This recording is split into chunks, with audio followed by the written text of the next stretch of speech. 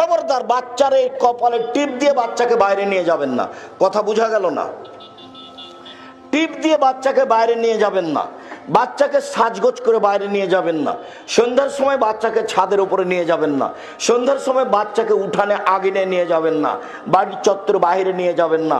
শয়তানের নজর পড়তে পারে, মানুষের নজর পড়তে পারে, বদ নজর। বদ নজর এমন একটা জিনিস, আল্লাহ নবী বলছেন যদি কোনো জিনিস ভাগ্যকে ভেঙে ফেলে দিতে পারতো তো বদ নজরই পারতো। খালি আপনি বাড়িতে নিয়ে এসেছেন ছেলে, আর বাচ্চা একবারে বমন করে তুলে মরে মরে পেশাব পায়খানা, মনে হচ্ছে এখনই চলে যাবে, তার নামে বদ নজর লেগেছে। বদ নজর কি জিনিস জানেন? 1 মিনিট, এই চলে।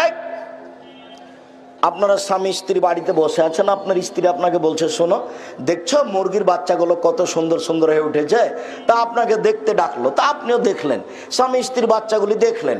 এবার আপনি জোহরের সালাত আদায় করতে গেছেন, এসে আপনার স্ত্রী বলছে আরে শুনেছ চিল এসে না 2-3টা বাচ্চা ধরে নিয়ে চলে গেল। দেখবেন সন্ধ্যা হতে হতে 10টায় ছিল 5টায় নাই, তার নাম বদ নজর।